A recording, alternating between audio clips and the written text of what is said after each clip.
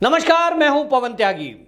महाराष्ट्र उद्धव सरकार में परिवहन मंत्री अनिल परब अब जेल जाने वाले हैं क्योंकि ईडी ने उन्हें 100 करोड़ की उगाही मामले में सम्मन जारी कर दिया है। और ये अनिल परब वही हैं जो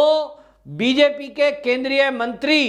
ये इनको जेल में भेजने के लिए ये बात कर रहे थे और ये बात कर रहे थे फोन पर एक पुलिस के अधिकारी को निर्देशित कर रहे थे कि नारायण राणे को अभी तक आपने गिरफ्तार क्यों नहीं किया। तो केंद्रीय मंत्री नारायण राणे को जिस तरह से एक अपशब्द कहने के नाम पर जेल भेजा गया, उसके पीछे ये कयास लगाए जा रहे थे कि अनिल परब ही है। और इसको जब वीडियो वायरल हुई तो पक्का हो गया कि यही व्यक्ति है जो नारायण राणे को अपमान करने के लिए जेल भेजने के पीछे है और जबरदस्ती पुलिस के अधिकारियों को गिरफ्तारी के लिए निर्देशित कर रहा है। अब इस बात को लेकर भी बवाल उठा था। ये बात अलग है कि भारतीय जनता पार्टी के महाराष्ट्र के जो अध्यक्ष हैं उन्होंने बाकायदा चंद्रकांत पाटिल ने इसके लिए एफआईआर दर्ज कराने के लिए कहा है और उन्होंने ये तक कहा है कि यदि उद्धव ठाकरे ने इस अनिल परब के खिलाफ कोई कार्रवाई नहीं करी तो हम कोर्ट तक जाएंगे, क्योंकि ये जबरदस्ती गिरफ्तारी में बाधा बीच में बनकर और पुलिस के अधिकारियों पर जबरदस्ती दबाव डालने का मामला है। यानी नकली केस में फंसाने के लिए जिस तरह से पुलिस को प्रेशराइज किया गया। बहरहाल ईडी ने सम्मन दिया है और ये ईडी का सम्मन ये किसी भारतीय जनता पार्टी के नेता के कहने पर नहीं हुआ है। ये खुद जो शिवसेना में रहे हुए लोग हैं उन्हीं की कंप्लेंट के आधार पर और इनकी सरकार के अंदर काम करने वाले कर्मचारियों की कंप्लेंट पर हुआ है। एक तरफ तो 100 करोड़ उगाही का मामला है जिसमें आपको बताएं ये पता लगा कि ये जो परिवहन मंत्री हैं इन्होंने ट्रांसफर और पोस्टिंग के नाम पर BS4 व्हीकल को 31 जो मार्च था वो डेडलाइन थी, उसके बावजूद भी उसको बेचा गया और बैक डेट में बेचने की परमिशन इन्होंने कुछ शोरूम मालिकों को दी जिसकी एवज में पैसे लिए गए। ये जो आरोप है ये और किसी ने नहीं लगाया, ये आरटीओ विभाग के एक इंस्पेक्टर थे गजेंद्र पाटिल, उन्होंने ये आरोप लगाया कि आरटीओ के अधिकारियों से मिलकर अनिल परब बैक डेट में गाड़ियों को बेच और खरीदने का काम चल रहा है, कंपनियों से मिलकर इसकी एवज में करोड़ों रुपए रिश्वत ली गई। इसमें आपको बताएं अनिल परब और 6 अधिकारियों के समेत रिश्वत लेने का मामला पुलिस में दर्ज हुआ था और ये पुलिस में महाराष्ट्र पुलिस ने ही केस दर्ज किया था। लेकिन जब मामला करोड़ों में आ गया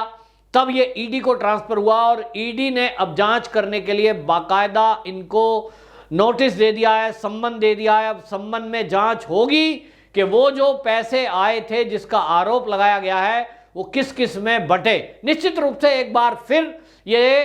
आंच जो है रिश्वत की ये उद्धव ठाकरे तक भी जा सकती है अगर इस अनिल परब ने पैसे वहां तक पहुंचाए होंगे। तो इसी बात की जांच के लिए ईडी ने सम्मन किया, पूछताछ होगी, निश्चित रूप से मुसीबत बढ़ेगी। वहीं आपको बताएं इन्हीं अनिल परब पर एक आरोप लगाया था सस्पेंड पुलिसकर्मी जो सचिन वजय थे जो आजकल जेल में हैं, उन्होंने भी ये कहा था कि मुझे ये कहा था कि आपको कुछ ठेकेदारों से पैसे की उगाही करनी है और 2 करोड़ उगाही करके ये पैसे मुझ तक पहुंचाने हैं। 50 ठेकेदारों की लिस्ट दी गई थी और ये कहा कि आप इनसे पैसे वसूल के लाओ और 2 करोड़ रुपए मुझ तक पहुंचाओ।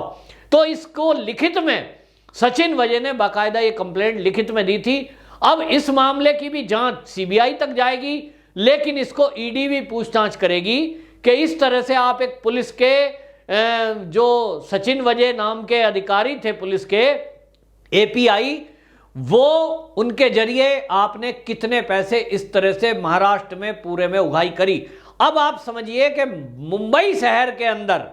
एक महीने में 100 करोड़ उगाही का मामला, ये केवल ट्रांसफर पोस्टिंग, केवल जो है बैक डेट में गाड़ियों को बेचना, इस तरह के घोटाले अगर खुले हैं। सचिन वजय का 2 करोड़ का जो कबूलनामा है उसके आरोप लगे हैं। तो अब आप सोच सकते हो कि पूरे महाराष्ट्र के अंदर कितने आरटीओ ऑफिस हैं, उन आरटीओ ऑफिस में कितने अधिकारी हैं और उसके अलावा जो आरटीओ का इंस्पेक्टर जो कि अब जेल में है उसने आरोप लगाया था आरटीओ के इंस्पेक्टर गजेंद्र पाटिल ने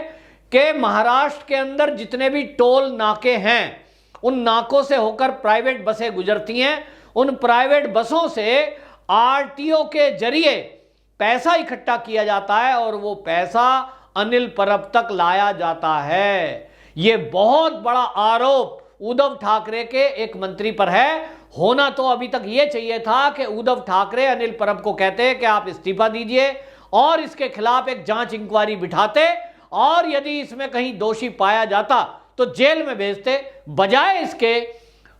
ये जो संजय राउत हैं, चाहे वो उद्धव ठाकरे हैं, ये अनिल परब को बचाने में लगे हैं और एक बयान जारी कर दिया कि ये सभी आरोप झूठे हैं। तो अगर ये सभी आरोप झूठे थे तो भाई ये इसके खिलाफ जांच जो चल रही थी, जो इंस्पेक्टर जांच कर रहे थे वो जांच करते। और आपको ध्यान होगा सचिन वजय जो एपीआई हैं, वो जो सस्पेंड हो गए अब तो, थे वो किसके आदमी थे? वो तो शिवसेना के ही थे, शिवसेना में प्रवक्ता रहे, यानी उद्धव ठाकरे के खासम खास रहा व्यक्ति अगर ये आरोप लगा रहा है तो ये आरोप गलत कैसे है? अब गलत और सही तब होता जब उसकी जांच होती। जांच हुई नहीं, पैसे की इंक्वायरी हुई नहीं और क्लीन चिट दे दी गई कि कोई आरोप ठीक नहीं है, निराधार आरोप है, बदले की कार्रवाई। कौन सी बदले की कार्रवाई? तो अब ईडी के पास जब जांच गई तो ईडी तो केंद्रीय जांच एजेंसी है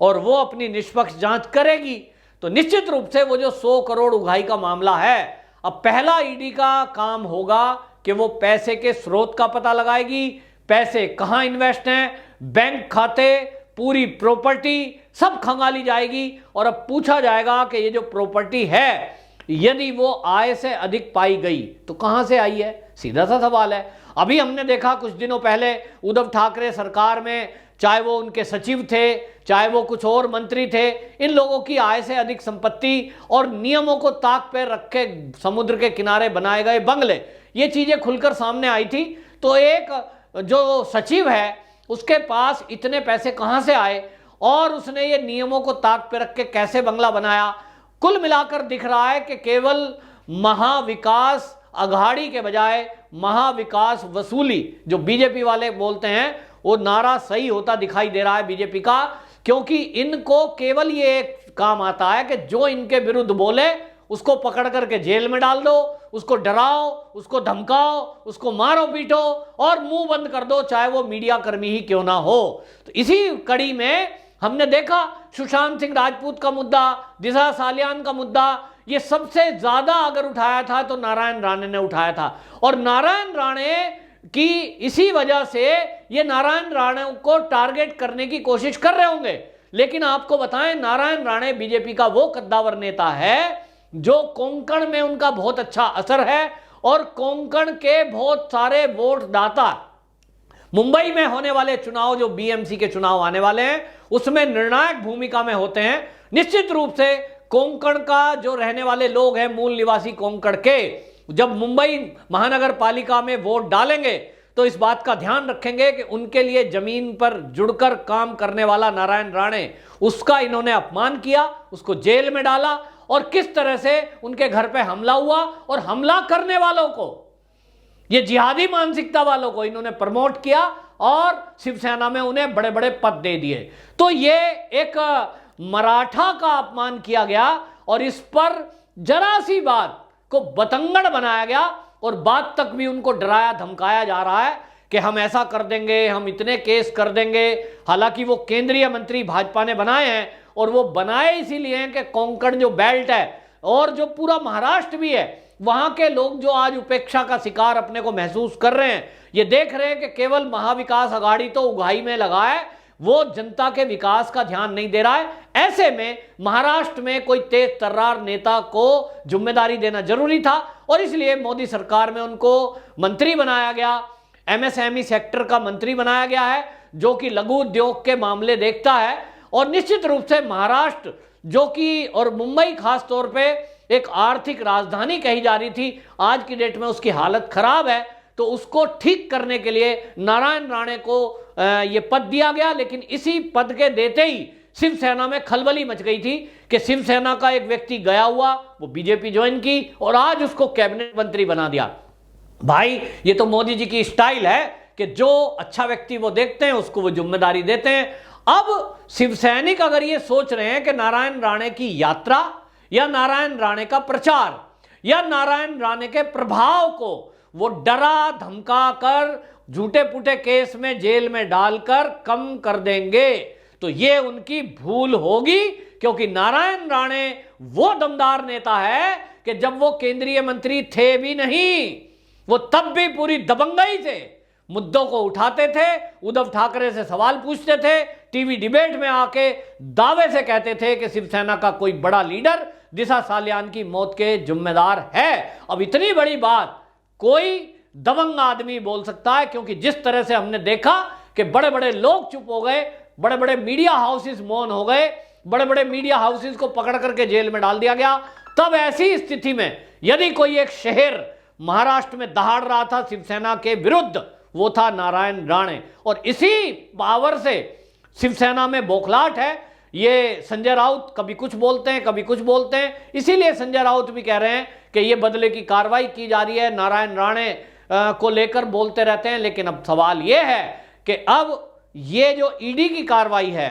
इसमें अनिल परब इतनी जल्दी जेल जाने की तैयारी होगी, ये किसी ने भी कल्पना नहीं करी थी। लेकिन हमारे यहाँ एक कहावत है, जैसा करोगे वैसा भरोगे। और नारायण राणे ने तो इतने घपले घोटाले जो करे हैं उसकी कंप्लेंट और किसी ने नहीं करी, महाराष्ट्र के ही आरटीओ के एक अधिकारी ने करी है और उनके ऊपर महाराष्ट्र की ही पुलिस ने पहली एफआईआर दर्ज करी थी। तो निश्चित रूप से इस मामले में वो बीजेपी को ये भी नहीं कह सकते या नारायण राणे को कि ये बदले की कार्रवाई की जा रही है। निश्चित रूप से नारायण राणे अब एक कद्दावर नेता के रूप में उभरे हैं और बेशक ईडी की कार्रवाई जितने जल्दी होगी, नारायण राणे का कद इससे भी और बढ़ेगा कि चलो भाई एक आदमी में पावर तो है कि उसने दबे हुए मुद्दे को उखाड़कर एक मंत्री के खिलाफ कार्रवाई में तेजी लाने का प्रयास किया या करवाया। यह भी नारायण राणे की ही जीत मानी जाएगी। वंदे मातरम।